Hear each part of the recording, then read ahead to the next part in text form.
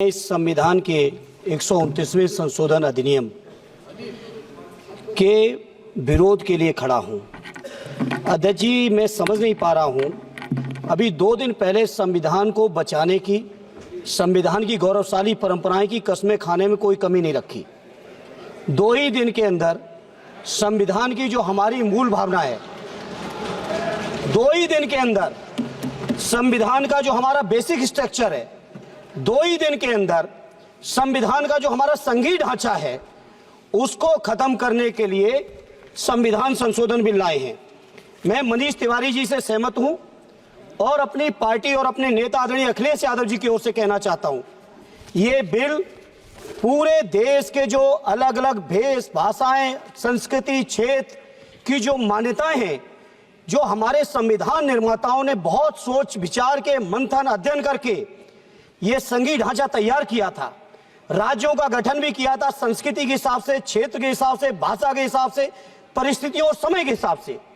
मैं नहीं समझता अध्यक्ष जी, मुझे कहने में कोई संकोच नहीं, उस समय के हमारे संविधान निर्माताओं से विद्वान, बाबा साहब भीमराव अंबेडकर से ज्यादा विद्वान इस सदन में अभी कोई नहीं बैठा, मुझे कहने में संकोच नहीं है। और ये संविधान की मूल भावना को खत्म करके कैसे तानाशाही के रास्ते निकाले जाएं, इसके अलावा कोई काम ही नहीं बचा है। आखिर ये मनीष तिवारी जी ने कहा, कहीं एक विधानसभा के चुनाव अगर कोई अविश्वास आता है, अगर बहुमत नहीं मिलता है, तो क्या पूरे देश का चुनाव कराओगे? पूरे देश का चुनाव कराओगे? और ये लोग एक देश, एक संविधान, एक चुनाव की बात करते हैं।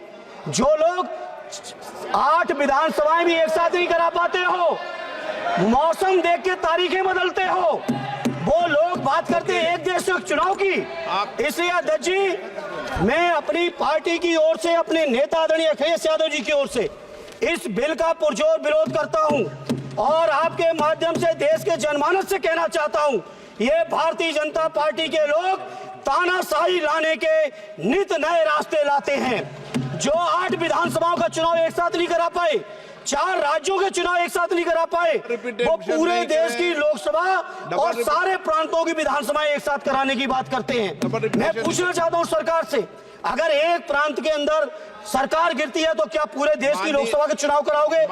क्या अगर लोकसभा के चुनाव के चक्कर में उस प्रांत के लोग क्यों सफर करेंगे? अरे चर्चा कर लेना।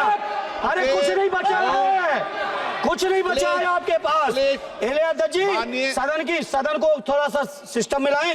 अध्यक्ष जी, आपसे अनुरोध है, आपके माध्यम से सरकार से अनुरोध है, जनता ने बड़ी उम्मीदों के साथ हम सबको भेजा है और हम सब लोगों की जिम्मेदारी है, ये संविधान विरोधी, संघीय ढांचे विरोधी, बेसिक स्ट्रक्चर विरोधी कई केसों की चर्चा की मनीष तिवारी जी ने, मैं उनके साथ जोड़ते हुए माननीय सर्वोच्च न्यायालय की भावनाओं के विरोधी, गरीब विरोधी, दलित विरोधी, पिछड़ा विरोधी, मुसलमान विरोधी, इस नीयत को वापस लो। ये अध्यक्ष जी, आपके माध्यम से मेरी आपसे प्रार्थना है। बहुत बहुत धन्यवाद।